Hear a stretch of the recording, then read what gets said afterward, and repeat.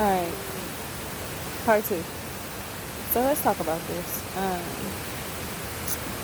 It's so funny how when you I'm gonna go to people's water. okay.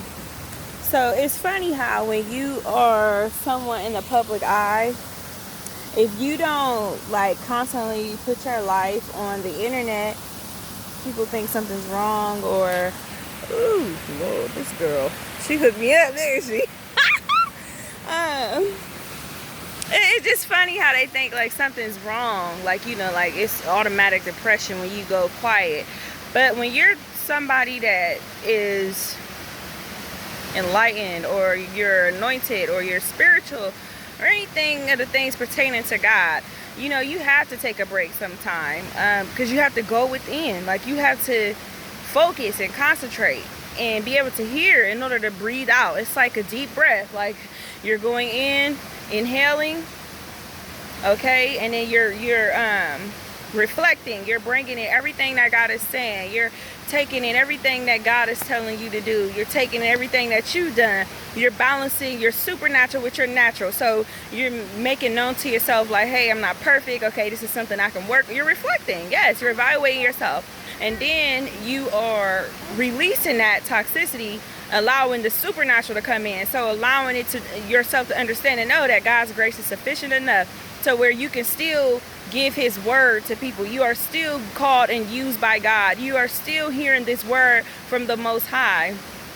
And especially when somebody like me, like, you know, I don't have like all the entourage and, you know, all this followers or anything like that that most people have. Okay, so when it's like that for somebody like me, yes, definitely I have to do things a little differently. I have to accommodate myself.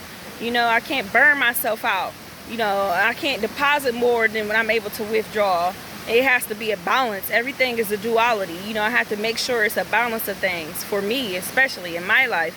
So, you know, yeah, I take my time, especially when I'm dealing with hardships or things like this, like today. Today is rough for me. I also wanted to talk about, you know, how to accept, how to come to the realization of death, or of a loss of somebody that, you know, is close to you, or it's a significant other, or a loved one. You know, that's very important to be able to process that healthily, properly, because not all the time is that the easiest thing to even realize, let alone just accept and deal with and move forward in life about. So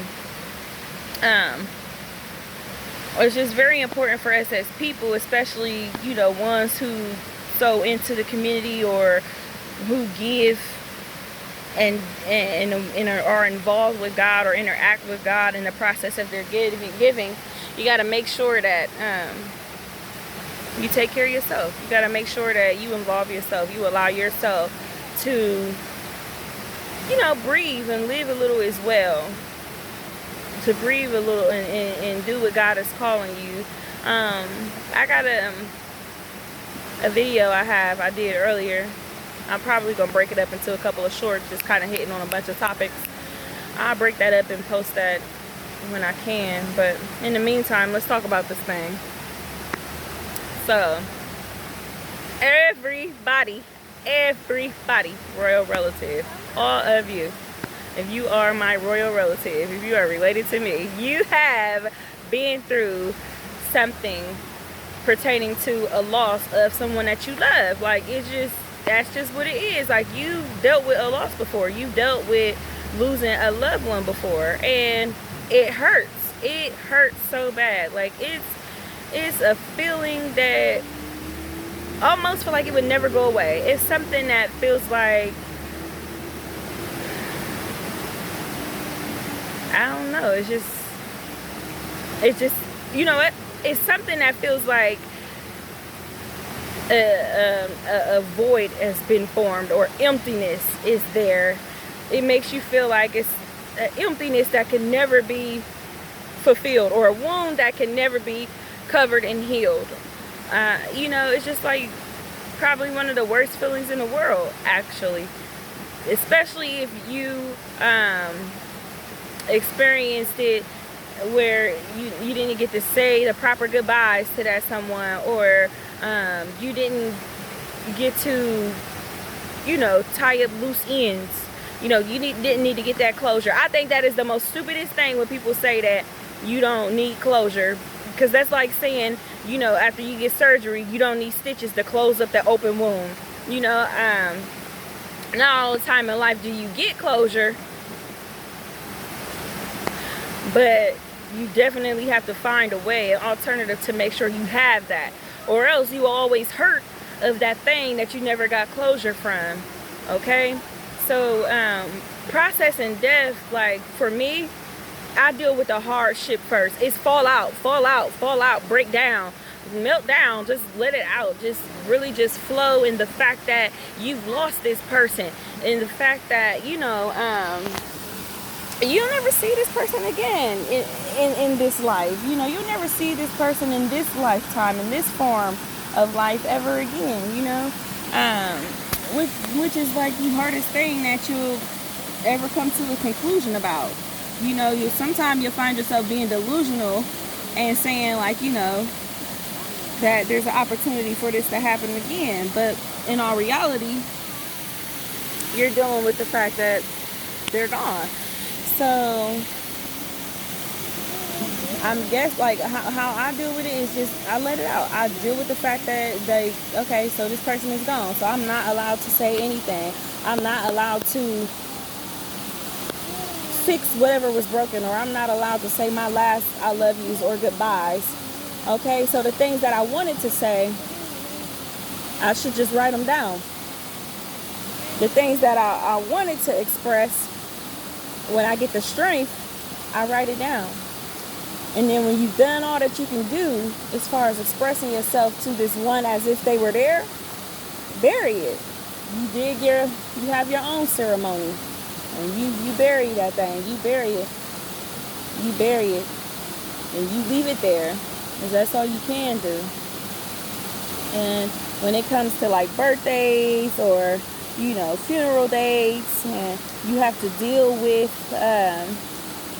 such a situation or that feeling of loss coming up again, instead of breaking down, because you've done this, you took the opportunity, you broke down the first time, you let yourself die to it, and then you wrote down everything that you would say, everything that you could do, and then you buried that thing. When it come around again to celebrate, that's exactly what you're going to do. You're going to be able to laugh, you're going to be able to function. Yeah, you'll cry, you'll think about it, but you'll start to remember the memories, the good things, the things that brought you and that person together, the things that, you know, made you feel like life, made you know life with that person. Absolutely. And so, you know, I can't say that it's easy and just get up and keep moving. I hate people like that. I mean, I don't hate them, but I hate that they do things like that. Like, don't just say don't say you're being healed. Be healed. Like, no.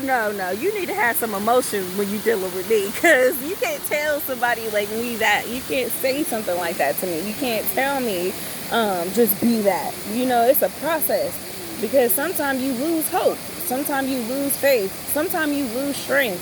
So what about those moments and those dark hours? Nobody ever gives like the answer to when you have those moments in those dark hours. How do you deal with something like that? How do you process that?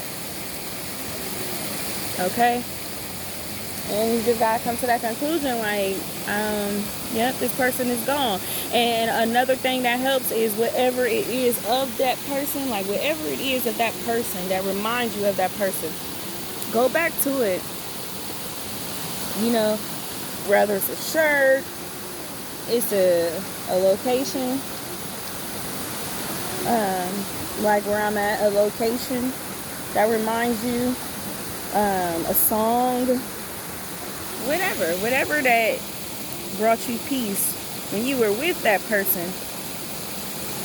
That same thing without that person, if it's a good thing, if it's something that'll benefit you and not bring harm to you, go back to that and just dwell on that thing, and just remember That's all you can do is remember. And then keep in mind and celebrate them. Because keep in mind that, you know, let's be honest, royal relatives. Life is really hard for real. Like, it's really hard. And not even for the rich or the poor. It's literally just, it's all about decision making. You make a wrong decision, whether you rich or poor, you know, it can really cost you your life. Or it can cost you a great deal. You know, it can, a tremendous amount of regret even at times as people making mistakes or you know, making decisions that we lack knowledge on, and so then we fail, you know. And so with that being said, life is hard. And so when you're dealing with someone who passed away, we should just look at it like they're the more privileged one at this point. They are the more privileged one because they don't have to no longer make decisions. They don't have to no longer have a suffering. You know, everybody has something on the inside of them that's hurting them that they're silent about. You know, I don't care how joyous they seem, how anointed they may sound or be or portray, no matter how well put together they try to convey or present themselves to be.